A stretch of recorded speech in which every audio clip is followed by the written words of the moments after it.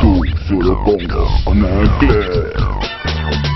Cette revue de presse vous est offerte par la boutique La Congolaise à Montréal au Canada, située sur l'avenue de Bleury 2123, ouvert tous les jours de 10h à 21h. Fidèles internautes de Congo Mikili, bonjour et merci de votre fidélité à cette revue de presse. Bonjour.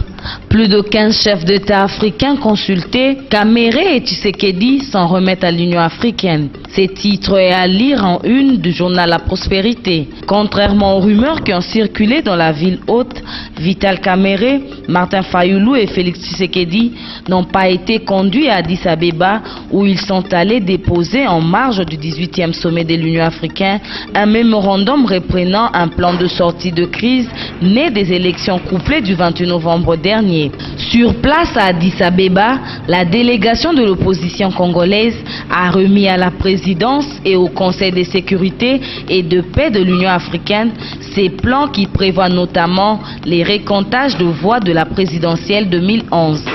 Ayant rencontré en privé plus de 15 chefs d'État, Vital Kamere a déclaré que certains parmi eux sont plus que favorables pour le récomptage de voix des élections présidentielles et législatives.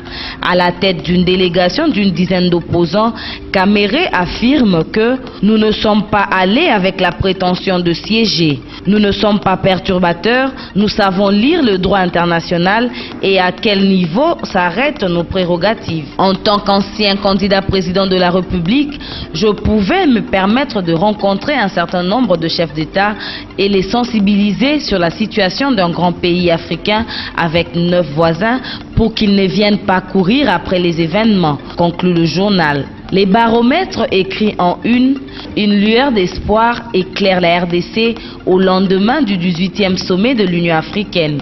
Vital Kamere livre les secrets d'Addis Abeba. La contre-attaque foudroyante des forces acquises au changement en RDC aux assauts du statu quo se solde par un franc succès.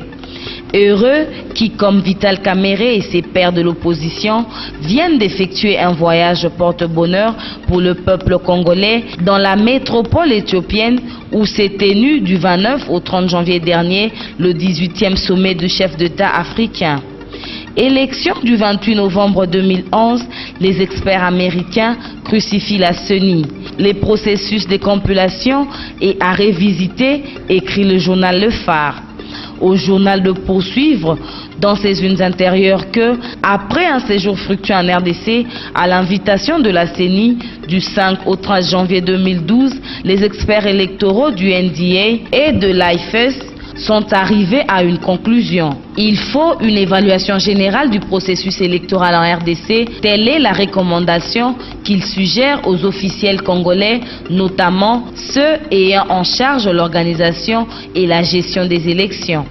Les mêmes journaux publient l'opposition congolaise sous le choc, Chaloupa aux arrêts. Bouclons cette revue de presse par la manchette qui écrit Tshisekedi, son appel à la grève suivi à Mbuji-Mayi et à Kananga, pas à Kinshasa, Mbandaka, Matadi, Lubumbashi, Goma, Kindu, Bukavu et Kisangani. Le même Canard parle du tripatouillage du résultat des législatives au centre de compilation et écrit Marco Bangouli signe un scandale à la Fikine. Tête de liste de l'USTP, le candidat numéro 141 fait gonfler le nombre de voix de ses colistiers pour pouvoir faire un appel de pied au gouvernement. Merci et à demain.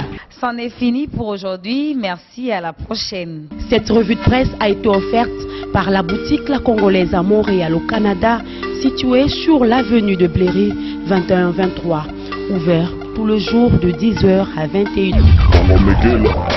Tout sur le Congo, on a un clair.